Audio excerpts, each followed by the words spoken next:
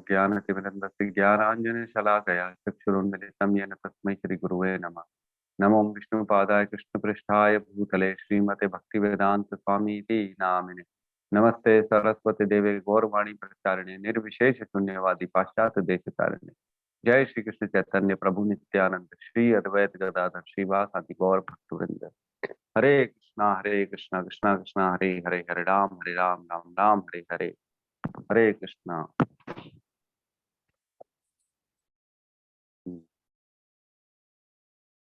ठीक है, मैसेजेस में मैसेज आ रहे हैं आपके सत्यम प्रभु, ठीक है, चेक कर लीजिएगा आप। तो हम प्रवेश करते हैं हमारी भगवत गीता की क्लास में। हमने कल पढ़ा, बहुत इंपॉर्टेंट श्लोक पढ़े हमने, 12 और 13। 12 में कहा भगवान ने, ना ऐसा कभी नहीं हुआ कि मैं ना रहा हूँ या तुम ना रहे हो, अथवा ये समस्त राजा ना रहे हों, और ना ऐसा है कि भविष्य में हम लोग नहीं रहेंगे। मतलब सबकी आइडेंटिटी अलग अलग अलग अलग अलग अलग हमेशा एटर्नल रहती है। जितनी भी आत्माएं हैं उसकी, चाहे किसी भी लोक में हो, चाहे किसी भी योनि में हो, चाहे किसी भी परिस्थिति में, ये आत्मा की आइडेंटिटी बनी रहेगी। आत्मा कभी भी मिटेगी नहीं, न नष्ट होगी, न खत्म होगी, न किसी और के साथ मर्ज हो जाएगी, न भगवान में लीन हो जाएगी। ऐसा कभी नहीं होगा। ठीक है। उसके बाद 13 नंबर श्लोक में कहते हैं भगवान, देहिनो अस्मिन् यथा देहे कौमारम यौवनम जरा तथा देहांतर प्राप्ति धीरज तत्रेण मुह्यति। जिस प्रकार शरीरधारी आत्मा इस वर्तमान शरीर में बाल्यावस्था से तरुणावस्था में और फिर वृद्धावस्था में निरंतर अग्रसर होता रहता है, उसी प्रकार मृत्यु होने पर आत्मा दूसरे शरीर में चला जाता है। धीर व्यक्ति ऐसा परिवर्तन से मोह प्राप्त नहीं होता। तो भगवान का एक्चुअल में यहाँ कहने का मतलब है कि धीरवान पुरुष बनो। ये सब जो है ना, जन्म मृत्यु होता रहता है, कोई आएगा, कोई पैदा होगा, कोई जाएगा। आज शाश्वत काल देखो ना, इतने सालों से हम देखते आ रहे हैं, कोई ऐसा एक भी पुरुष ऐसा नहीं रहा जो आज तक जीवित। सब मर जाते अपनी अपनी आयु में, कुछ पहले कुछ लेट से मर जाते। तो उसमें क्या इतना ज्यादा मोह हटा हटा के डालना। तो एक बार जो है ना, अर्जुन की बात है, अर्जुन का पुत्र अभिमन्यु जब मर गया था, उसको मार दिया गया था। तो जब रात को उसका शव लाया गया, तो अर्जुन रो रहा था, बहुत रो रहा था। उसका जवान पुत्र, सोचो, उसकी पुत्र जो था, जो अभिमन्यु, उसकी वाइफ पुत्रा, वो प्रेग्नेंट थी उस समय। प्रेग्नेंट लेडी का पति मर गया, वो भी अपना बेटा जवान। तो बहुत रो रहा था अर्जुन। अर्जुन जब रो रहा था, तो अर्जुन ने देखा कि भगवान भी रो रहे। तो अर्जुन को बड़ा समझ नहीं आया कि भगवान क्यों रो रहे, कृष्ण क्यों रो रहे भाई। तो अर्जुन ने पूछा, भगवान, मैं तो रो रहा हूँ, लेकिन आप क्यों रो। तो भगवान ने कहा कि मैंने जो है ना, मैं इसलिए रो रहा हूँ कि मैंने तेरे को पूरी 18 अध्याय की गीता सुना दी, फिर भी तू रो रहा है, इसलिए मैं रो रहा हूँ।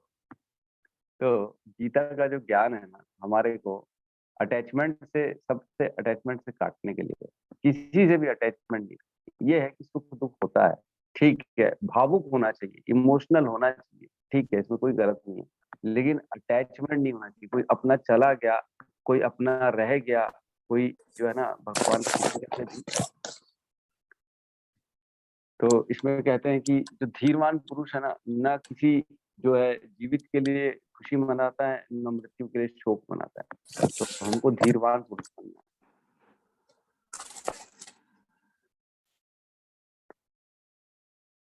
ठीक है। तो उसमें धीरवान पुरुष बनना है हमारे को।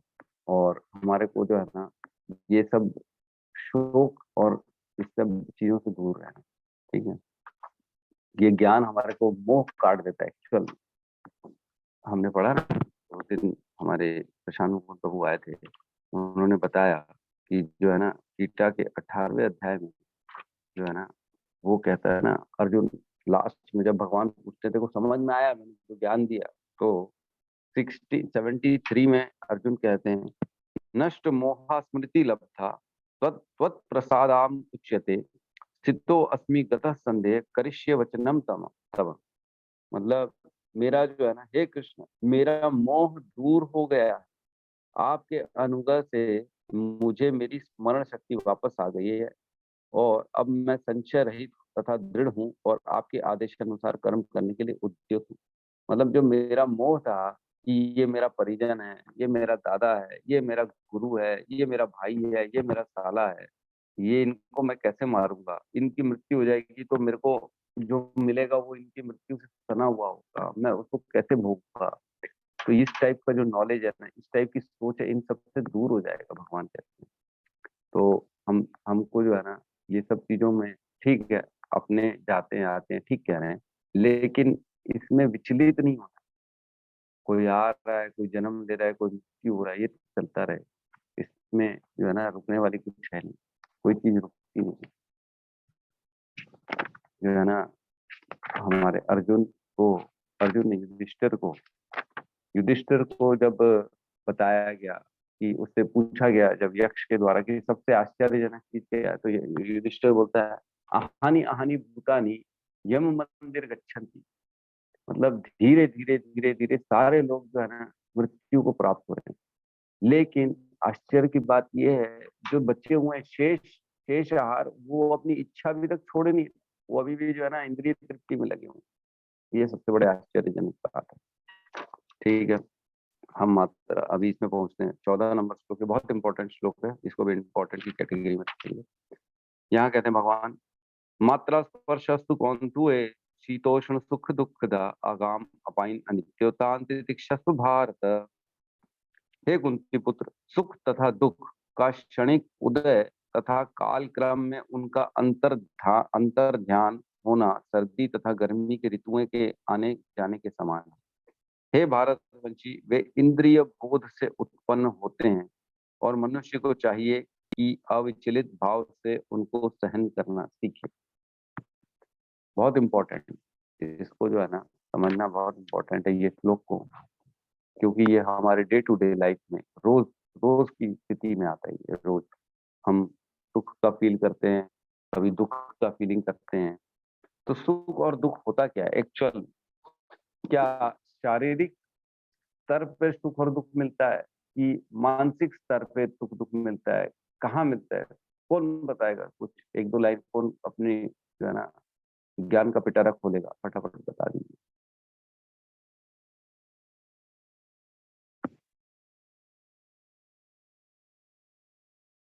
प्लीज, जल्दी बताइए।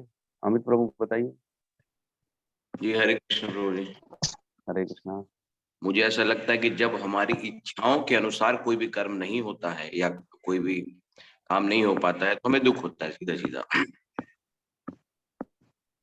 इच्छाओं के पूर्ति होने पे सुख मिलता है, इच्छाओं की अपूर्ति होने पे दुख मिलता है। दुख मिलता है, हम्म। मानसिक रोहित दुख तो प्रभु। शारीरिक दुख तो उसके बाद। अच्छा, ठीक है। और कौन बताना चाहेगा? रोहित प्रभु कुछ बताएंगे? हाँ प्रभु जी, हमारा जो सुख दुख मैक्सिमम जो है ना मानसिक स्तर पे रहता है। मानसिक स्तर पे रहता है। हम जैसे कोई चीज की अपेक्षा करते हैं, वो चीज अगर नहीं मिल पाता तो हमको दुख होता है। मिलता है तो सुख होता है, लेकिन ये क्षणिक रहता है।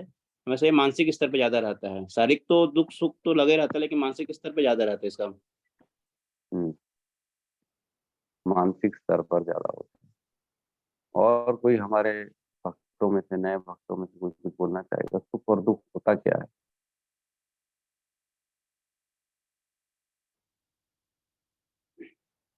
कोई बताना चाहेगा? हमारे रजत प्रभु हैं, वो बताएंगे। चलो रजत प्रभु, आप बताओ।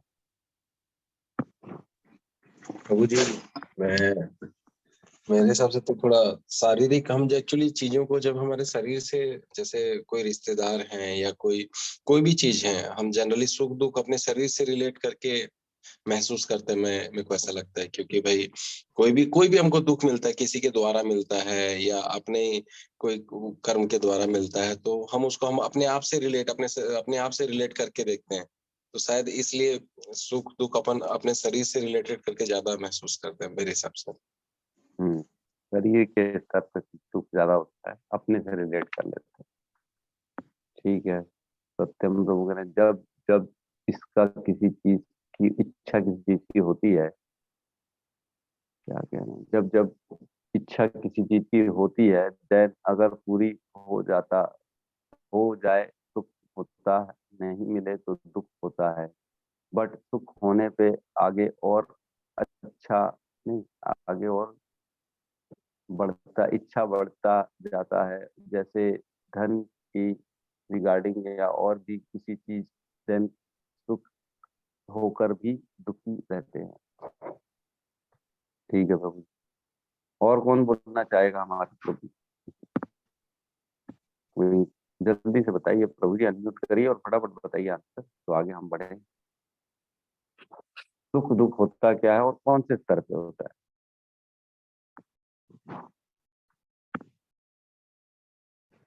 मानसी माता जी बताना चाहेंगी क्या? हरे कृष्णा प्रभु जी। नहीं। नहीं बताना चाहेंगी, ठीक है। ठीक है, हम प्रवेश करते हैं। चलिए, थैंक यू। बहुत सब ठीक है, हम आगे इसमें बढ़ते हैं। सुख और दुख जो है ना, वो एक्चुअल में जो है ना, सुख दुख मन के स्तर पे होता है, ना कि शरीर के स्तर पर होता है। तो शरीर के अगर स्तर पे होता तो एक ही चीज सब लोगों को, एक जो प्रॉपर चीज है जो शरीर को मिलती, वो सबको मिलती, तो सुख सुख मिलता। लेकिन ऐसा नहीं होता। आज एक रसगुल्ला खाने पे एक आदमी जो है ना वो सुखी होता है, एक आदमी दुखी होता है।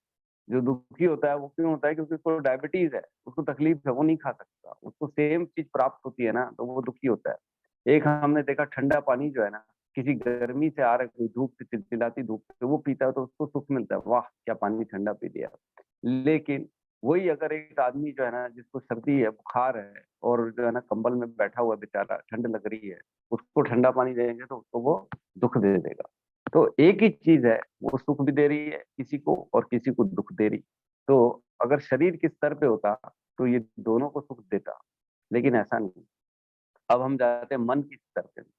सपोज करो हम ट्रेन में जा रहे हैं, ट्रेन में जो है ना अपना एक रिजर्वेशन है, आपकी बढ़िया एसी में लेटे हुए हैं, वहां पे कोई दो तीन लोग अनजान लोग आ गए और बैठ गए अपनी सीट में, आपकी सीट में, भैया जगह दे दो, जगह दे दो बैठने की। तो हम जगह तो दे देते हैं, लेकिन क्या होता है, बड़ा जो है ना मन मार के देते हैं, अरे यार कहाँ से आ गया, मैं तो अच्छा खासा लेटा था, अरे। तो दुखी होते हैं, यार क्यों आ गया, कैसे दे उसको, थोड़ा सा वही कोने में बैठो, थोड़ा हमारे को जगह जाता तो।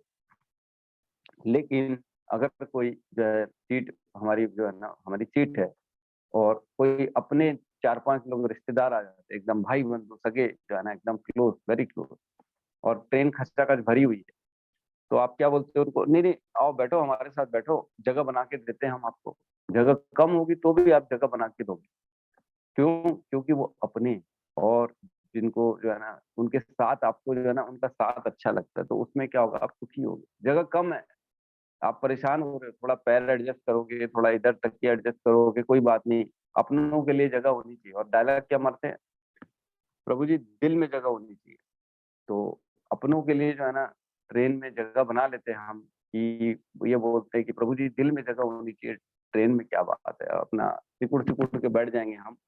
लेकिन कोई पराया आदमी आ जाएगा हमारी सीट में, और जगह होते हुए भी हम उसको बोलेंगे नहीं नहीं जगह नहीं, तुम साइड हो। तो सुख और दुख जो होता है ना, मानसिक स्तर पर होता है, कभी भी शारीरिक स्तर पर नहीं होता। सुख और दुख जो है ना सिर्फ अपनी सोच के कारण होता है। आज एक फौजी था जो बॉर्डर में, जो लड़ाई में जो है ना, न्यूज आया उसके घर में, उसकी वाइफ को, कि जो है ना उसने पढ़ा पेपर में कि फलाना फलाना जो है ना एक फौजी था, जिसका नाम था, सपोज करो कोई अशोक ठाकुर, या कोई भी XYZ नाम था उसका, उसकी जो है ना शहीद हो गया, ऐसी पेपर में कटिंग आ गई। और उसकी वाइफ ने पढ़ा गांव में, अरे मातम मत मच मच गया, अरे मेरा पति चला गया, मेरा पति चला गया, मर गया, क्या होगा अब हमारे पूरे परिवार का। लेकिन 2 दिन बाद देखे तो उसका पति चल के वापस आ गया, घर में प्रवेश करता है। तो ये लोग खुश हो जाते, तो खुश हो जाते हैं, बोले अरे आपका तो पेपर में नाम आया था। नहीं, बोले वो जो है ना वो मैं नहीं था, वो दूसरा मेरे नाम का सेम आदमी था, हम दोनों का नाम कॉमन था, वो मर गया था, उसके जो है ना उसके नाम छपा था, मेरा नाम नहीं छपा था, हम दोनों का नाम सेम है। तो जो दुख हुआ था वो क्यों हुआ? जबकि उसका पति एक्चुअल में नहीं मरा था, उस घर में मातम से छा गया था। ये सिर्फ इंफॉर्मेशन, सोच, मनोस्थिति तक जब वो बात पहुंच गई कि मैंने अपनों को खो दिया है तो दुख हो गया, लेकिन हमने जब सोचा कि मैंने अपनों को पा लिया है तो सुख हो गया। तो कभी भी जो है ना सुख और दुख मानसिक स्तर पर होता है, शारीरिक स्तर पर नहीं होता। तो जो हम देखते हैं कि जितने भी लोग हैं सुख और दुख जो है ना इसका अनुभव करते हैं। एक्चुअल में सुख और दुख जो है ना जोड़े में आता है। जैसे हम शूज खरीदते हैं ना, जूता चप्पल, एक एक डब्बे में पेयर ऑफ शूज आता है, एक सीधा पैर का, एक उल्टे पैर का, दोनों आता है। तो सुख और दुख भी ऐसे ही आता है, जितना सुख आएगा उतना दुख आएगा, प्रवेश करेगा जीवन में। तो जितने बड़े सुख की आशा करेंगे उतना बड़ा दुख के साथ साथ उसके साथ पीछे जुड़ा हुआ है, हमको पता ही नहीं पड़ता, जोड़े में आता है। जैसे एक मोबाइल है, ऊंचा मोबाइल खरीदा किसी ने, हमारे प्रभु ने, सत्यम प्रभु ने आईफोन खरीदा 50,000 का, और हमारे रजत प्रभु ने 2,000 का एक मोबाइल खरीदा, नोकिया का, मोटरोला का। दोनों मिले, भक्त लोग खुशी से मिले और गले लगा के झूमने लगे, वाह प्रभु जी बड़े दिनों बाद मिले। और ऐसे झूमे कि दोनों मोबाइल नीचे गिर गए, दोनों के मोबाइल टूट गए। तो किसको बड़ा दुख होगा, किसको छोटा दुख होगा? सत्यम प्रभु को बहुत बड़ा दुख होगा, अरे बाप रे मेरा मोबाइल 50,000 का मोबाइल टूट गया। और रजत प्रभु को 2,000 का तो मोबाइल था, कोई बात नहीं प्रभु जी दूसरा खरीद लेंगे। तो दुख बड़ा किसको हुआ? जितनी बड़ी सुख की आशा हुई, जितना हमने उससे अपने आप को जोड़ लिया उतना ज्यादा सुख हुआ और उतना ज्यादा दुख। तो सुख और दुख जो है ना सिर्फ हमारे अंदर के भावों में छुपा हुआ है। जितना ज्यादा हम किसी से अटैच होंगे, किससे जितना ज्यादा एक्सपेक्ट करेंगे, जितना ज्यादा हम चाहेंगे कि ये मिले वो मिले और ऊंची चीज मिले, उतना उसका खोने का डर बड़ा रहता है, उतना ज्यादा फिर उसके जाने से दुख भी होता है। इसलिए भक्त क्या होता है, भक्त अपने आप को ना कम से कम चीजों में रखते हैं। कभी बहुत ज्यादा सुखी होने की कोशिश नहीं करते भक्त, क्योंकि जितना हम सुखी होने की कोशिश करेंगे फिर उसके पीछे पीछे दुख का जोड़ा साथ में लगा रहेगा। तो तात्पर्य में प्रभुपाद जी लिखते हैं, कर्तव्य निर्वाह करते हुए मनुष्य को सुख तथा दुख का क्षणिक आने जाने की सहन करने की अभ्यास करना चाहिए। तो जो कर्तव्य होता है ना, जैसे हम देखते हैं शीतोष्ण सुख दुखदायक बोले, मतलब सर्दी के सुख, मतलब सर्दी, ठंडक और गर्मी, इन मौसम को कंपेयर किया गया सुख और दुख के साथ। सुख आता है और चला जाता है, दुख आता है और सुख चला जाता है। जैसे कि गर्मी का मौसम आता है चला जाता है और ठंड का मौसम आता है चला जाता है, सिर्फ टच करके जाता है।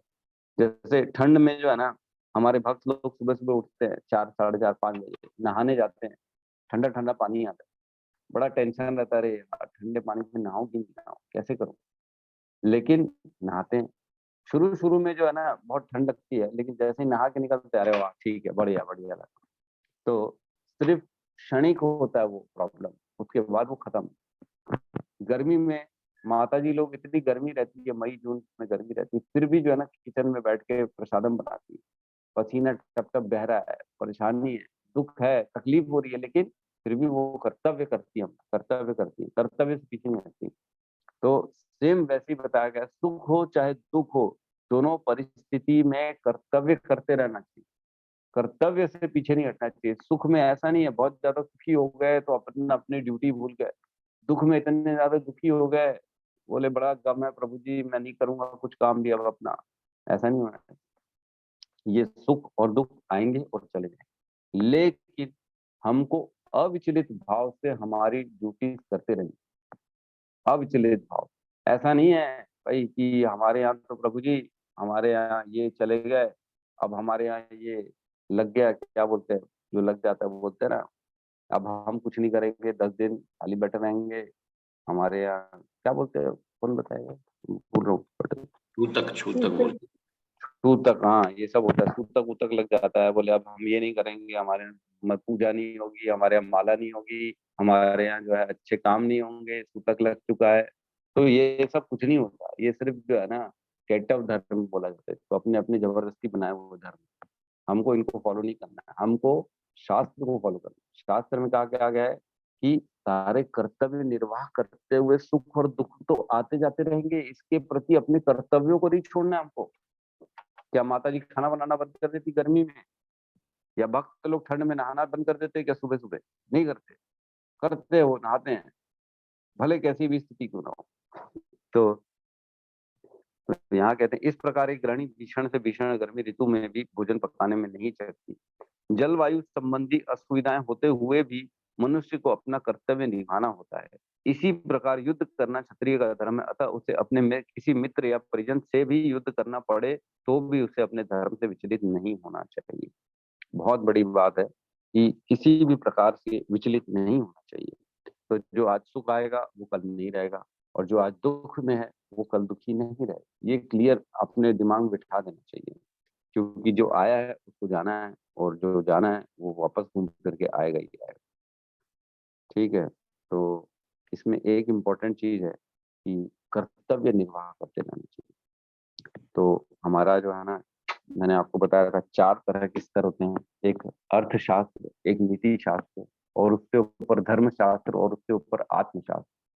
तो हमारा जो कर्तव्य है ना, जिस भी स्थिति में आप अपने कर्तव्य को करते करते करते करते आपका ना एलिवेशन हो जाता है धीरे धीरे धीरे धीरे। जैसे अगर कोई जो है क्षत्रिय है, यहाँ पे बताया गया अर्जुन क्षत्रिय है, तुम अपने धर्म का निर्वाह करो, धर्मशास्त्र जो है ना वो उसको तुम करते रहो। ऐसा नहीं है कि अटैचमेंट में आ गए, तो अटैचमेंट में आ गए तो कहाँ चला गया, नीचे चला गया अर्थशास्त्र। अपनी इंद्रिय तृप्ति के चक्कर में सोच रहे नहीं लड़ो, लेकिन धर्म क्या कहता है, लड़ो। तो अपनी इंद्रिय तृप्ति को अगर कहीं पे भी डालेंगे ना तो हम गलत डिसीजन लेंगे, अपना सुख दूर डालेंगे तो गलत डिसीजन लेंगे। तो जिस भी स्थिति में हो अपने कर्तव्य को करते रहना चाहिए, और धीरे धीरे ऊपर जाने की ओर सोचना चाहिए, एलिवेट होना। ठीक है, तो जैसे एक मैंने एग्जांपल सोचा था, एक साउथ इंडियन है, उसको इडली दिखा दो उसके मुंह से पानी निकलना चालू हो जाएगा, वाह बोले इडली खाएंगे तो बड़ा सुख हो जाएगा। एक बच्चा है, उसको आइसक्रीम दिखा देंगे तो वो बड़ा खुश हो जाएगा, जबान से पानी निकलना लगेगा, पानी, वाह आइसक्रीम मिल जाए। वैसी है, एक पंजाबी को पराठा दिखा दो खुश हो जाएगा, लेकिन पंजाबी को अगर इडली दिखाओगे तो अरे बोले कौन खाएगा, ये कोई खाता है क्या। एक नॉनवेज खाने वालों के साथ जो है ना बड़ी ऐसी बात है, वो हमेशा ये बोलते हैं अरे ये कोई घास फूस कौन खाएगा। तो जो भक्त है उसको नॉनवेज बोलोगे ना तो ये बोलेगा जानवरों को कौन खाएगा मांस, दूसरे का मांस खाना है, ये कोई मैं क्या शमशान घाट हूँ क्या जो मांस मैं अपने अंदर डाल। तो सबकी सुख और दुख उसकी सोच में, उसकी पसंद नापसंद, जैसा जैसा हम अपने आप को ढालेंगे वैसा वैसा सुख और दुख का अनुभव होना चालू हो जाएगा। ठीक है, तो पढ़ा पढ़ना एक और श्लोक कर लेते हैं, आज इसी में समय ज्यादा लगता है। श्लोक क्रमांक 15 यहाँ कहते हैं यम ही न व्यथयन्ति एते पुरुषम पुरुष ऋषभ सम सुखम धीरम स अमृतवया कल्पते। हे पुरुष श्रेष्ठ अर्जुन, जो पुरुष सुख तथा दुख में विचलित नहीं होता और इन दोनों में संभाव रखता है वह निश्चित रूप से मुक्ति के योग्य है। तो सुख दुख में संभाव रखना ये बहुत इंपॉर्टेंट है। एक्चुअल में सुख और दुख क्यों होता है, हमने डिस्कशन किया कि हम जितना जितना एक्सपेक्ट करते हैं उतना हमारे को दुख होता है। तो एक ईशोपनिषद में श्लोक आता है, पहला श्लोक नंबर ईशोपनिषद का, कहते हैं इसमें भगवान ईशावास्यम इदम सर्वम यत् किंचित जगत्याम जगत तेन तोक्तेन भुजिंता माम गृद कस्य स्विद धनम। मतलब इस ब्रह्मांड के भीतर प्रत्येक जड़ अथवा चेतन वस्तु भगवान द्वारा नियंत्रित है और उन्हीं की संपत्ति है। बहुत इंपॉर्टेंट लाइन है, ये भगवान की संपत्ति है। अतः मनुष्य को चाहिए कि अपने लिए केवल उन्हीं वस्तुओं को स्वीकार करे जो उसके लिए आवश्यक है और जो उसके भाग के रूप में नियत कर दी गई।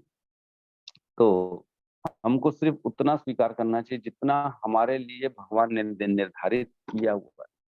दौड़ना नहीं चाहिए, भागना नहीं चाहिए कि मेरे को तो ये भी चाहिए, मेरे को तो एक घर नहीं प्रभु जी 3 घर होने चाहिए, तो किराए पे दूंगा, एक में रहूंगा। तो उसके लिए प्रयास किया जा रहा है, कोशिश की जा रही है और दिन रात मेहनत की जा रही है। 12 की जगह 14 घंटे काम कर रहे हैं प्रभु जी, 2 घर एक्स्ट्रा बनाने। तो ये सब चीजों से कुछ नहीं मिलने वाला। जैसे हम देखते हैं कि कभी भी कोई दुख की कामना नहीं करता। कोई बोलता है कि भगवान हे प्रभु मेरे जीवन में दुख दे दो, हे प्रभु मैंने उपवास रखा है आज प्लीज मेरे पेट में दर्द कर दो, हे प्रभु मैं आपको 4 लड्डू चढ़ा दूंगा, मेरे को जो है ना मेरे पैर तोड़ दो, मेरे को एक बीमारी दे दो, कोई नहीं बोलता। लेकिन बीमारी आती है, पैर टूटता है लोगों का, घुटनों में दर्द आता है, सर दर्द होता है, बीमारी आती है, किसी न किसी प्रकार से दुख तो प्रवेश करता ही जीवन में, जबकि कोई नहीं बोलता। तो जिस प्रकार दुख प्रवेश करता है ना, उसी प्रकार सुख भी प्रवेश करता है। बिना मांगे, बिना बोले, बिना चेष्टा किए सुख भी आता है। तो फिर क्यों करें हम? सुख के लिए मेहनत किए जा रहे हैं और आदमी सोच रहा है कि मैं सुखी हो जाऊंगा। एक्चुअल में क्या हो रहा है कि हम सुख की कामना बहुत ज्यादा कर रहे हैं और कुछ नहीं। कामना कम करेंगे तो दुख भी नहीं होगा, सुख भी नहीं होगा, कोई जरूरत नहीं। हर भाव में समभाव रखेंगे तो आदमी अपने आप मनोस्थिति एक्चुअल में ना अपनी अविचलित स्थिति में पहुंच जाएगा, न्यूट्रल हो जाएगा, सुख और दुख में, दोनों में। उसको ना दुख दुखी करेगा, ना सुख सुखी करेगा उसको। तो एक्चुअल में यहाँ कहा गया कि वह निश्चित रूप से मुक्ति के योग्य है। तो मुक्ति जो है ना, ये एक्चुअल में भक्ति और मुक्ति दो होती है चीजें।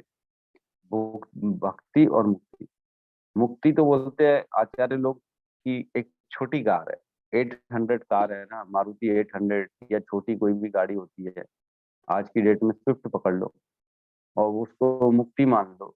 और भक्ति जो बोलते हैं मर्सिडीज कार है, इतनी बड़ी, इतना बड़ा डिफरेंस है भक्ति और मुक्ति में। तो मुक्ति छोटी चीज है, भक्ति बहुत श्रेष्ठ है। भगवान की भक्ति मिलना जो है ना बहुत दुर्लभ है। मुक्ति तो फिर भी इजीली मिल जाती है। तो जितना जितना हम चीजों से अटैच होते जाएंगे, उतना उतना हमारे को तकलीफ होती जाएगी।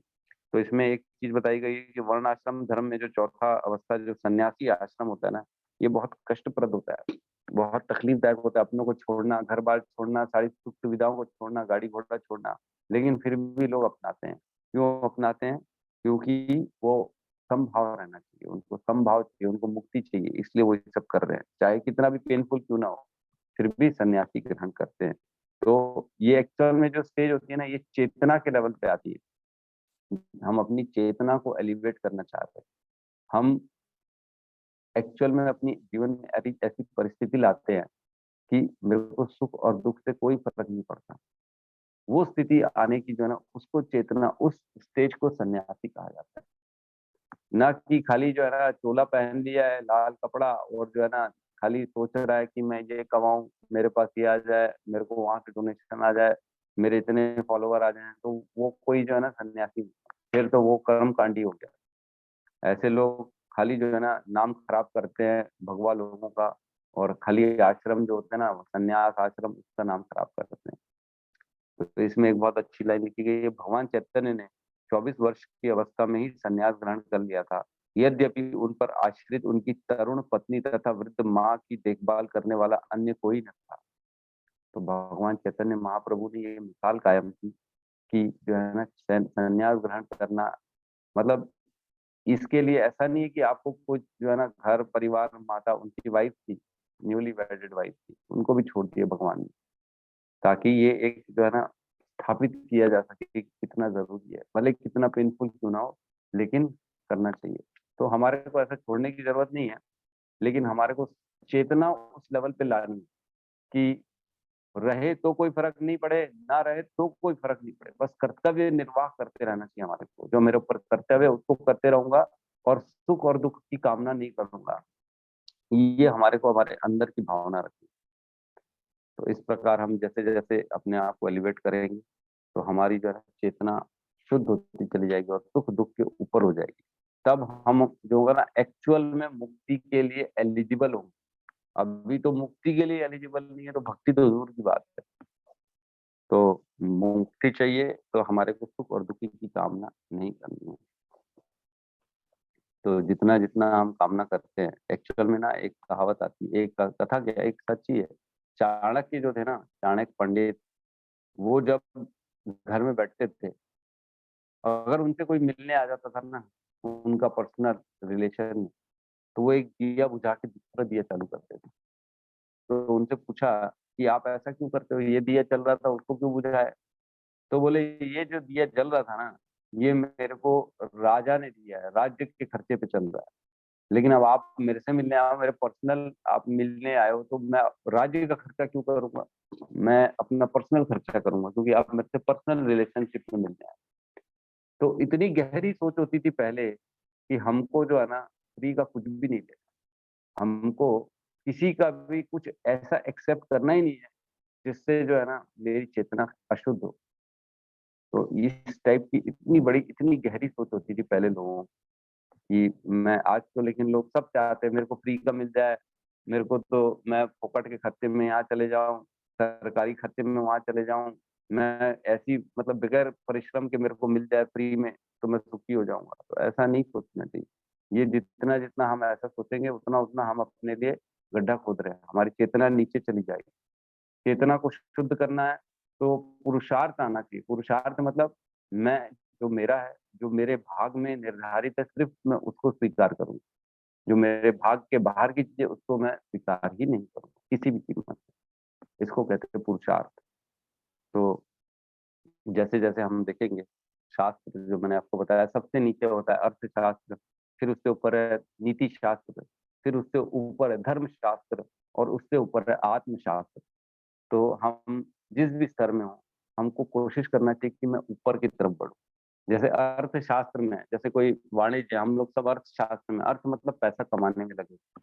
तो हमारी सोच लेकिन धर्म के प्रति होनी चाहिए, धर्मशास्त्र के प्रति होनी चाहिए। जितना जितना हम कमाएं, थोड़ा थोड़ा दान भी करें, थोड़ा पुण्य भी करें, किसी को भी गरीब में दें, मंदिर को दें, और भोजन प्रसादम में वितरण करें, भगवान की सेवा में पैसा लगाएं, तो धीरे धीरे हमारा एलिवेशन होगा। ऐसा नहीं है कि खाली तिजोरी भरे जाने हैं और जो है ना अपना अपने सुख की कामना बस में लगे हुए हैं। भैया मैं तो सिर्फ अपने लिए खर्चा करता हूँ और कहीं खर्चा नहीं करता हूँ। तो हमारी गति नीचे होती चली जाएगी। एलिवेट ऊपर होना, हमारे को नीचे नहीं जाना। तो आज यहाँ पे हम इसको क्लोज करते हैं, आज के सेशन को। किसी को कोई डाउट है, कोई क्वेश्चन है तो बिल्कुल स्वागत है।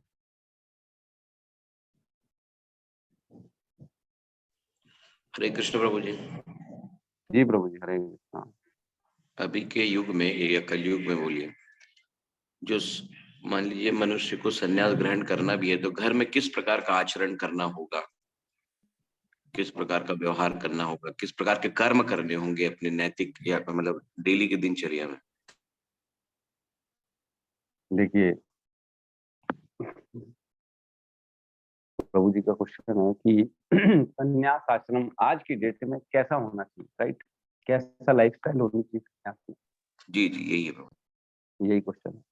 तो देखिए, संन्यास जो है ना आज की डेट में हमको घर छोड़ के जाना नहीं, कहीं बाहर नहीं जाना, किसी के आश्रम में, किसी कुटिया में।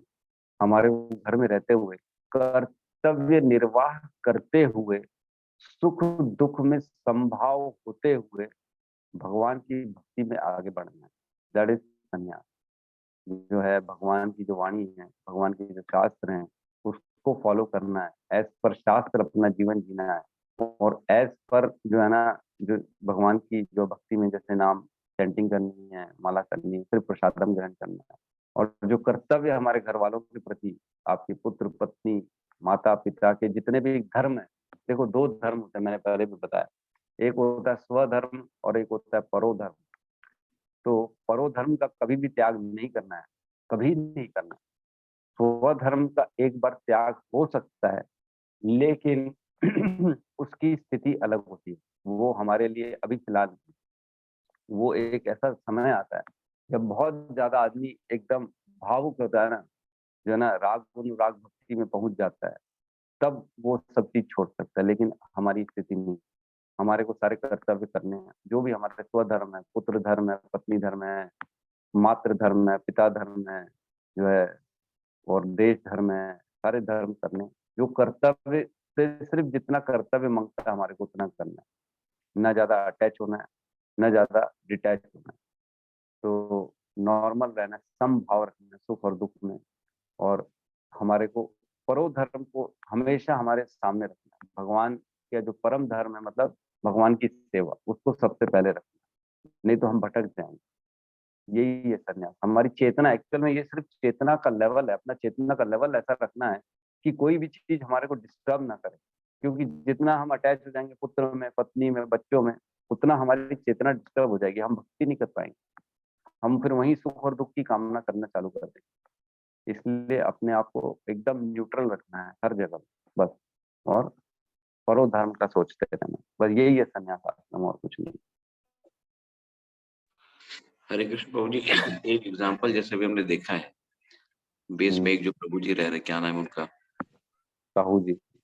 हाँ हाँ, तो क्या वो सही है क्या इस तरीके से? देखिए, हम ना किसी एक स्पेशल पे अपन टिप्पणी नहीं कर सकते कि वो सही है कि गलत है।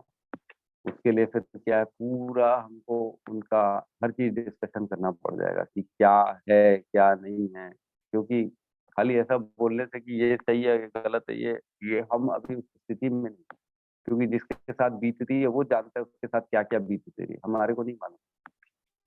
तो कभी भी मेरे ख्याल से गलत तो नहीं है कि भगवान की सेवा करना, कभी भी गलत तो नहीं है, लेकिन किसी स्पेशल आदमी के लिए अपन डिस्कशन नहीं करते। ठीक है, कोई होगी उनकी प्रॉब्लम, तो उन्होंने घर छोड़ दिया और इधर चले गए, आप घर में रहते भी कर सकते हो, कोई प्रॉब्लम नहीं।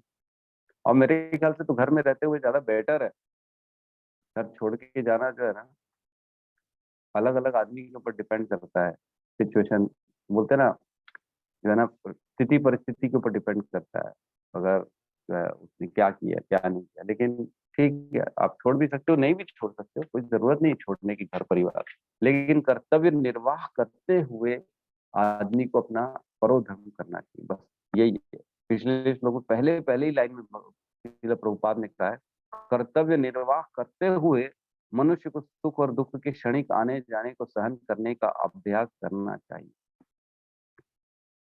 तो कर्तव्य से अगर हम विमुख हो जाएंगे ना, कई लोग होते हैं नहीं नहीं मैं तो भक्ति कर रहा हूँ, अब मेरे पास टाइम नहीं है, घर वालों के लिए टाइम नहीं है, इसके लिए टाइम नहीं है, मैं नहीं कर सकता, मेरे पास कोई समय नहीं।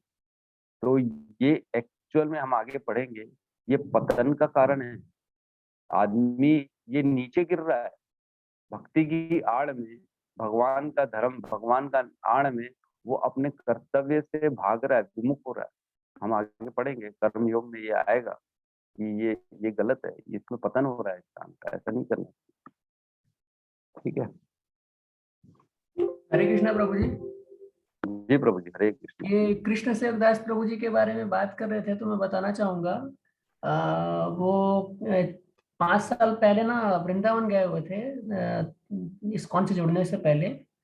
तो वहाँ एक महाराज जी ने बोला था कि मतलब श्री कृष्ण सेवक प्रभु जी ने बोला था कि मैं मतलब सब चीज अच्छा है, मेरा जॉब जॉब है, सब है ना, मेरा बालक है, मेरी बेटियां बाहर रहती है, फॉरेन में रहती है, तो मतलब सब चीज तो ठीक चल रहा है, ऐसा बोले वो।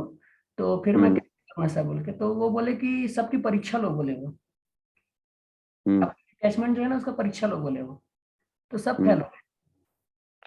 तो अच्छा, उस दिन से उन्होंने वो फॉलो किया कि भगवान सेवा ही ज्यादा जरूरी है। हम्म, डिस्कशन हुआ, वो मेरे दरअसल मम्मी मेरे भाभी के पापा है वो, तो मेरे से बात होती है, तो बताए थे वो कि ऐसी ऐसी बात है, मैं थे, रजत प्रभु ये सब थे, तो बताए थे वो। तो फिर उन्होंने डिसाइड किया कि मैं इस पे फोकस करूंगा बोल के, हम्म। और इसी की वजह से ये सब चीज हो रहा है। बहुत अच्छी चीज है, डिटैचमेंट से हट गए हैं वो। देखो ये बहुत इम्पोर्टेंट है, ये समझना एक्चुअल में हम सबको पड़ेगा कि जितने भी रिलेशन हैं, आज जब तक आपसे कुछ उनको प्राप्त हो रहा है ना, तब तक वो रिलेशन है। जिस दिन आपसे प्राप्त होना उनको बंद हो जाएगा ना, उस दिन कोई रिलेशन नहीं रहेगा। फिर जो है ना, आप लोग सब, हम लोग सब, आप क्या मैं भी, हम लोग सब एक बोझ बन जाएंगे। जिस दिन जो जिसको चाहिए वो हम दे पा रहे हैं, तब तक आपके संबंध में। आज मैं प्रैक्टिकल देखता हूँ, 2 साल हो गए, 2 साल से जो है ना, 2 साल के पहले मेरे इतने दोस्त होते थे, इतने दोस्त होते थे, क्या बताऊंगा, अनगिनत। मतलब सुबह से शाम तक कितने फोन आते थे, यहाँ चलते हैं वहां चलते हैं, ये करते हैं वो करते हैं, बाहर घूमते हैं, यहाँ खाते हैं वहां पीते हैं, वो सब होता था। लेकिन जैसे जैसे मैंने अपना चेंज कर लिया ये आचरण, मैं अब नहीं खाता हूँ, ना पीता हूँ, ना घूमने जाता हूँ, तो दोस्त छूट गए, उनको मिलना बंद हो गया, रिश्तेदार छूट गए प्रभु जी। रिश्तेदार भी छूट गए क्योंकि उनको प्राप्त होना बंद हो गया। आज फोन नहीं करते, कोई फोन नहीं करता। क्यों? मैं तो वही हूँ, मेरे में कोई फर्क नहीं। सिर्फ ये है कि मैं उनके अनुसार नहीं चल रहा हूँ। उनको जो प्राप्त हो रहा था मेरे से, जो खुशी मिल रही थी, जो हम मस्ती कर रहे थे, वो अब नहीं मिल रहा है, इसलिए वो सब छूट गया। तो जिस दिन हम जागेंगे ना, जिस दिन हम ये समझ जाएंगे कि कोई रिश्ता किसी का नहीं, आप चेक करके देख लो, आंख खोल लो, एक्सपेरिमेंट कर लो। जिस दिन देना बंद करोगे ना, उस दिन सारे रिश्ते खत्म हो। तो सिर्फ एक ही रिश्ता भगवान का, वो शाश्वत रहेगा, अनंत काल तक रहेगा। तो ये सच है कि ये भाव आना चाहिए, एक बार समझना चाहिए कि कौन किसका है, किसका नहीं।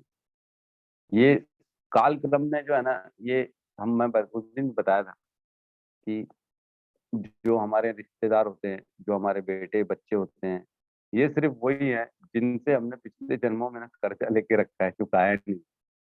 वो वापस पैसा लेने आए, वो लेंगे, वो पैसा न्यूट्रल हो जाएंगे, फिर छोड़ देंगे। ऐसा है। तो कोई किसी का संबंध ही नहीं है, खाली जो है ना कर्मों का लेन देन है। जब तक चलेगा तब तक चलेगा, उसके बाद खत्म। ये समझना important है। तो कोई जल्दी समझ जाता है, कोई लेट से समझ जाता है, कोई समझता ही नहीं, उसकी वैसे ही चल इस संसार को छोड़ के चला जाता है बगैर समझे। तो फिर आते हैं दोबारा उसको पटाने के लिए। जितनी जल्दी समझेंगे उतना जल्दी हमारा उद्धार होगा।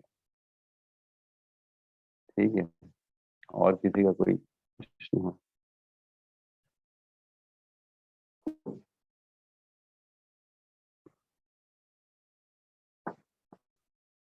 सुख और दुख के ना बहुत गहराई में एक बार हमारे को सोचना चाहिए कि ये क्या बोल रही है माता जी। सुमति देवी सुनारी माता जी, हरे कृष्णा बाबू जी। पुरुषार्थ बुद्धि के स्तर पर है या शुद्ध चेतना के स्तर पर? देखो, पुरुषार्थ जो होता है बुद्धि के स्तर पर है कि चेतना के स्तर पर है? तो देखो, ऐसा है कि बुद्धि से तो आदमी एनालाइज करता ही है, हर चीज को एनालाइज बहुत जरूरी होता है करना, कि ये सही है, गलत है, मेरे को क्या करना चाहिए, कैसा आचरण करना चाहिए, मेरा स्वधर्म क्या है, मेरा परोध धर्म क्या है। ये हमारा बुद्धि का काम होता है, खाली एनालिटिकल का। लेकिन उसके बाद एक स्तर आता है जो चेतना, जिसको कॉन्शियसनेस बोलते हैं। वो हम प्रिंसिपल्स बना लेते हैं अपने जीवन में, जो कई बार हम बुद्धि की एनालिसिस को, जैसे बुद्धि कई बार बोलती है ये सही है, इसको करना चाहिए, लेकिन हम उसको नहीं करते क्योंकि वो मेरे प्रिंसिपल्स के खिलाफ। नहीं, मैं किसी महिला पे हाथ नहीं उठाऊं, ये मेरा जो है ना प्रिंसिपल है। चाहे वो महिला आके मेरे को गाली बके, चाहे महिला आके मेरे को जो है ना गलत लांछन लगा दे कि इसने मेरे को टच करने की कोशिश की, इसने मेरे को आंख मारी, तो उस समय बुद्धि बोलती मार एक झापट, चुप करा, इसका मुंह बंद कर। लेकिन नहीं, मैंने अपनी चेतना, अपनी कॉन्शियसनेस में ये पुरुषार्थ अपना बना लिया अपनी चेतना में कि नहीं, मैं अपनी जो है जीवन में किसी भी महिला पे हाथ नहीं उठाऊंगा। तो पुरुषार्थ जो होता है ना, ये हमारी चेतना के लेवल पे घुसेड़ना पड़ता है हमारे को, धीरे धीरे धीरे धीरे धीरे धीरे। ऐसा नहीं है कि वन डे पहले दिन से ही हमने सोचा और ये आ जाता है, नहीं। जब तक आप संयमित नहीं है, जब तक आपका अपने ऊपर कंट्रोल नहीं है, आप अपने प्रिंसिपल्स नहीं बना सकते। तो ये ग्रेजुअल प्रोसेस है, धीरे धीरे एनालिटिकल बुद्धि, फिर उसके बाद हम अपनी जो एक प्रिंसिपल्स बनाते हैं, हम उस पर धीरे धीरे धीरे धीरे जब दृढ़ हो जाते हैं, तब बुद्धि से ऊपर हो जाते हैं।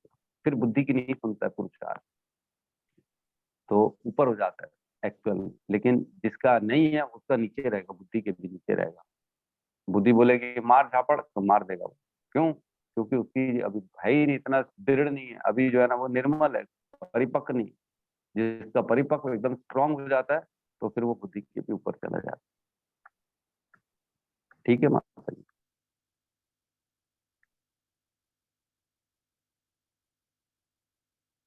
और किसी का कोई डाउट है, कुछ क्वेश्चन है? हरे कृष्णा प्रभु जी। जी प्रभु जी, हरे कृष्णा।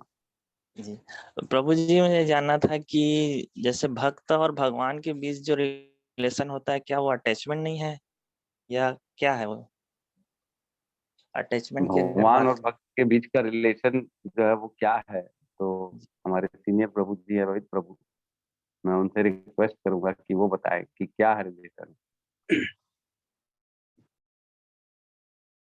प्रभु जी नहीं, भगवान और भक्त के बीच में रिलेशन है तो वो अटैचमेंट तो है ही वो।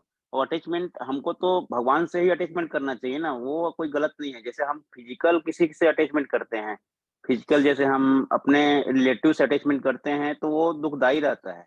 लेकिन हम तो हमारा जो कर्तव्य ही है कि हम भगवान से ही अटैचमेंट करके रखें। बस यही प्रभु जी मेरे हिसाब से तो। शायद इनका क्वेश्चन यही था कि भगवान से अटैचमेंट सही है कि गलत है। तो भगवान से अटैचमेंट तो सही है ना। जैसा अभी ये टॉपिक चल रहा था, अभी आपने जैसे बताया कि सुख दुख, तो प्रभु जी जैसे अभी कोई खत्म भी होता है ना, तो हम जैसे क्या होता है प्रभु जी, जिससे जितना अटैचमेंट रहेगा, सपोज करो किसी का लड़का खत्म हो गया, जवान लड़का खत्म हो गया, जवान लड़की खत्म हो गई, तो उससे हम जितना अटैचमेंट रहेंगे उतने ज्यादा दुख होगा, है ना। जिससे जितना ज्यादा अटैचमेंट रहता है, और जो लोग रोते हैं, जैसे किसी के फैमिली कोई परिवार को कोई खत्म हो गया, तो वो इसी कारण ज्यादा रोते हैं कि जितना अटैचमेंट है उसकी उनकी जरूरत थी। और जो बगैर जैसे, और कोई जैसे दो बच्चे हैं, एक सपोज करो नालायक बच्चा है और एक लायक है, तो लायक बच्चा खत्म हो, देखिए दोनों बच्चा सेम ही है ना, उनसे एक की जमती नहीं, एक की जमती बहुत ज्यादा। तो अटैचमेंट और डिटैचमेंट, तो जिससे ज्यादा लगाव रहता है वो अगर खत्म होता है तो उतना ज्यादा रोएगा आदमी जो है। और जो नालायक है, मतलब जो भी लायक नहीं उसके, या फिर जो उसको ज्यादा इंपॉर्टेंस नहीं देते, तो वो क्या है, जैसे खत्म होता है तो नहीं उतना ज्यादा नहीं दुख होता। तो प्रभु जी ये अटैचमेंट और डिटैचमेंट मतलब इसी के अपने ऊपर डिपेंड करता है। तो हमको यही है कि जैसे प्रभु जी ने क्वेश्चन किया है, अटैचमेंट तो हमको अपने, देखिए फैमिली से अटैचमेंट रखना ही है, लेकिन निर्लिप्तता जैसे जिसको बोलते हैं ना, उस टाइप का रखना है, और भगवान से अटैचमेंट करना चाहिए अपने को, जिसका ये हमारा कर्तव्य ही है। तो ठीक है प्रभु जी ने। बाकी आपका जो क्वेश्चन है कि भगवान भक्त और भगवान के बीच में क्या संबंध होना चाहिए, यही पूछा ना आपने। क्वेश्चन क्या था आपका, कैसा अटैचमेंट होना चाहिए, कैसा नहीं होना नहीं सही है कि ऐसा गलत ना? है पूछ रहे थे। अटैचमेंट, नहीं अटैचमेंट नहीं भगवान से जो अटैचमेंट अटैचमेंट है। नहीं सही है कि प्रभु, गलत? नहीं सही है गलत नहीं, मतलब क्या रिलेशन क्या है, मतलब अटैचमेंट क्या? है, प्रेम है। अगर प्रेम है तो प्रेम से अटैचमेंट ही होता है, वो मैं जानना था। तो देखो ऐसा है, अटैचमेंट अपने पुत्रों में होता है, पति में होता है, पत्नी में होता है, अपने परिजनों में होता है। कहाँ रहती है पत्नी? एक कमरे में रहती है, एक घर में रहती है। पुत्र कहाँ रहता है? वो भी एक घर में रहता है। एक छोटा बच्चा रहेगा, वो कहाँ गोद में रहेगा आदमी के। लेकिन परमात्मा आपके अंदर अपने हृदय में रहते हैं। और आदमी कहाँ ढूंढता है भगवानों को? दूर जाता है मंदिर में, इधर देखता है उधर देखता है। तो जो सबसे क्लोज है उसको आप अपना क्लोज समझते नहीं। तकलीफ यही, जो हृदय देशे, भगवान को कहते हैं हृदय देशे अर्जुन तिष्ठति। मैं जो है ना, भगवान कहते हैं मैं सबके हृदय में रहता हूँ। सर्वभूता नाम हृदय देशे 18.61 क्या कहते हैं भगवान?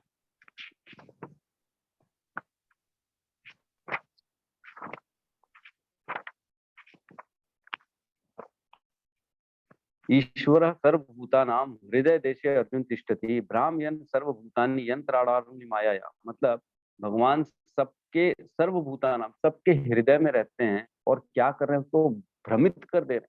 भ्राम्यन् सर्वभूतानि, उसको भ्रमित करके घुमा रहे हैं कि इस माया के द्वारा वो घूम रहा है। अपने बच्चे के में आसक्ति लगा है, उसमें बीवी में आसक्ति में लगा है, परिवार में लगा हुआ।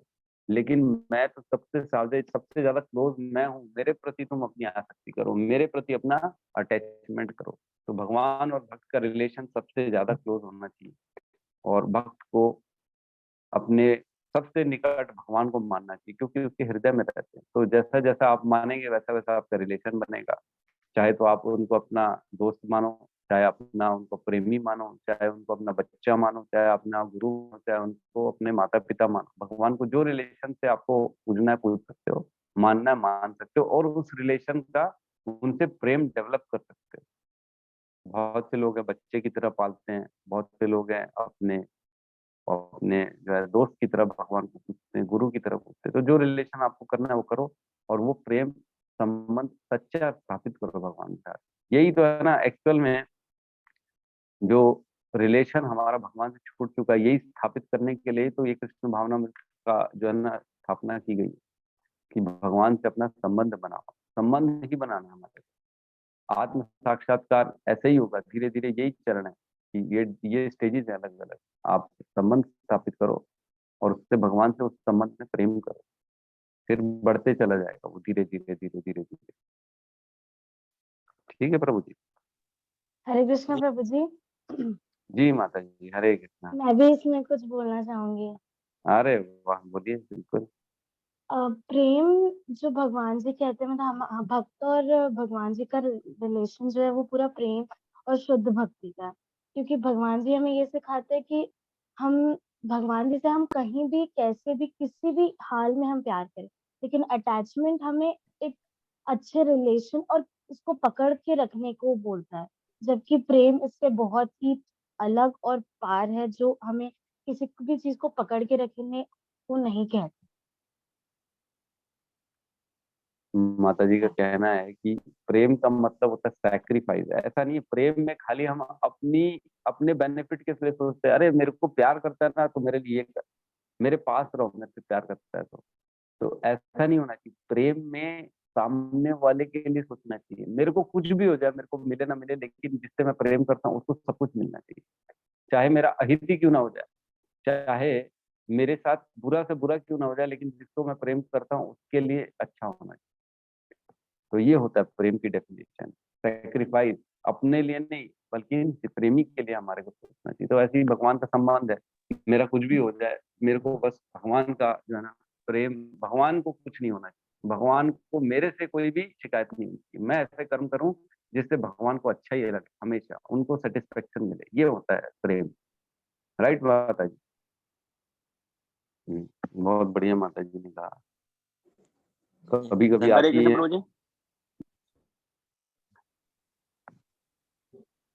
प्रभु जी हरे अब मैं कृष्ण प्रभु जी। रेगुलर रहूंगी, मेरा खत्म हो गया पेपर। ठीक है। अच्छा लगेगा, आइएगा तो। जी जी प्रभु जी। नहीं नहीं, माता जी ने जो बताई ना प्रभु जी, ये जो सेक्रीफाई है सही बताई एकदम से। प्रेम और अटैचमेंट अलग अलग चीज होता है। जैसे राधा के लिए जो है ना, हमने शायद इसमें कहीं सुना था या देखा था मैंने सीरियल में, कि राधा के लिए तो सब सहेलियां भी जो है ना उनके लिए जो सेक्रीफाई करी थी अपने आप को, प्रेम तो उतना ही करती थी, है ना। लेकिन राधा के आगे शायद इसमें आप डिटेल में ज्यादा बता पाएंगे, तो उनकी सहेलियां जैसे ललिता विशाखा जो लोग थे, है ना, उनको पूरा सेक्रीफाई करी थी क्या इसमें अपने प्रेम को? भाई देखिए, सही है, गोपियां सब कुछ छोड़ देती थी, अपने पति को, बच्चों को, घर में रोटी सेकते सेकते आधे में छोड़ के चली जाती थी। भगवान की जब बांसुरी बजती थी, बुलाते थे ना, तो छोड़ देती थी सब, अपने बच्चों को रोता हुआ भी छोड़ के चली जाती थी कि नहीं भगवान ने बुलाया। तो अगर आसक्ति होगी तो आदमी बच्चों को पहले देखेगा, नहीं नहीं थोड़ी देर रुक जाओ, मैं रोटी सेक लेती हूँ, बच्चे को चुप करा लेती हूँ, फिर चली जाऊँ। ऐसा नहीं है, मेरा बिगड़े बिगड़े कुछ फर्क नहीं पड़ता, बस कृष्ण को जो है ना प्रेम मिलना चाहिए, कृष्ण को अच्छा लगता है हमको देख के, तो हमको कृष्ण के पास जाना है। तो ये होता है प्रेम। प्रेम मतलब अपनी पूर्ति, इच्छा पूर्ति नहीं होती। प्रेम मतलब प्रेम जिससे हम करते हैं उसकी इच्छा पूर्ति होगी। तो सिर्फ और सिर्फ जो है ना, ये भागवतम में श्लोक आता है, इच्छा, आत्म इंद्रिय प्रीति वांछा बोले तारे काम। मतलब अगर हम अपनी इंद्रिय तृप्ति के लिए, अपनी इच्छाओं की पूर्ति के लिए कुछ भी करते हैं ना, उसको सिर्फ और सिर्फ काम बोला गया, काम क्रोध लोभ मोह वाला काम। लेकिन कृष्ण इंद्रिय प्रीति वांछा धरे प्रेम नाम। सिर्फ कृष्ण की इंद्रियों की प्रीति, जो उनकी इंद्रियों को अच्छा लगे, उसके कर्म को, उसके लिए जो हम करेंगे उसको प्रेम कहा गया। तो हमारे को जो है ना काम क्रोध में नहीं फंसना है, हमारे को प्रेम में, भगवान के प्रेम में। भगवान के प्रति जितना जितना एलिवेट होंगे हम, उतने उतने शुद्ध होते चलेंगे। एक्चुअल में क्या होता है, प्रेम जो है ना ये भाव का काम है। लेकिन भाव कैसे आता है, जैसे हम देखते हैं कई लोगों के ना घर में किसी को पसंद नहीं करते, जैसे कई लोग, एक छोटा सा ना बच्चे ने, अगर हमें भगवान से सच्चा प्रेम है तो हम सब इंसानों में कृष्ण को देखेंगे। हाँ माता जी, बिल्कुल सही कहा है माता जी। लेकिन वो आगे और क्लियर होगा, जैसे जैसे परमात्मा का दर्शन सबके अंदर करना है। तो मैं कह रहा था, जैसे प्रेम नहीं हो रहा है, भगवान के प्रति इतना प्रेम नहीं हो रहा, तो हमको प्रभुपाद जी ने रूल्स रेगुलेशन दिए, उन रूल्स रेगुलेशन में हम अपने आप को जितना बांध के रखेंगे ना, धीरे धीरे धीरे धीरे प्रेम ऑटोमेटिकली जागृत होगा। तो हम जैसे देखते हैं किसी का बच्चा अगर जबरदस्ती एक पपी लेके आ जाए घर में, कुत्ते का बच्चा, तो हम ना पसंद करते हैं, अरे यार ये क्या ला दिया, अब यही सुसु पॉटी करेगा, ये परेशान करेगा दिन रात मेरे को घर में।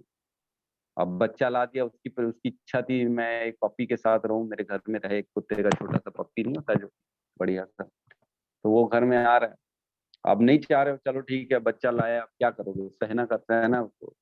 तो धीरे धीरे हम देखते हैं जैसे जैसे उसकी मासूमियत देखते हैं, ठीक है कर दिया, सुसु पट्टी भी कर दिया, लेकिन उसकी मासूमियत है, बेचारा बेजुबान है, धीरे धीरे प्रेम हो जाता है, धीरे धीरे, स्लोली स्लोली। तो आप तो चाहते नहीं थे लेकिन प्रेम हो गया। क्यों? क्योंकि आप उसके बारे में दिन भर सोचे, आपने दिन भर उसको देखा, आपने उसके दिन भर उसके कामों को देखा, वो बेचारा परेशान है, वो कैसे आपके ऊपर डिपेंडेंट है, कैसे आप उसकी मासूमियत को देख रहे हो, तो धीरे धीरे रहते रहते प्रेम हो जाता है। तो ऐसे ही हमारे को ना भगवान के लिए भी धीरे धीरे, जितना हम ज्यादा भगवान के बारे में सोचेंगे सुनेंगे, जितना ज्यादा हम भगवान के बारे में लीला गुण उनकी सुनेंगे समझेंगे, तो उतना उतना प्रेम होना चालू हो जाएगा। तो जैसे कोई माता जी अपने बच्चे के बारे में बताती है, अरे मेरा बच्चा मालूम है इतना शैतान है, ये कर दिया उसने, वो कर दिया, उसकी लीलाएं बताती हैं।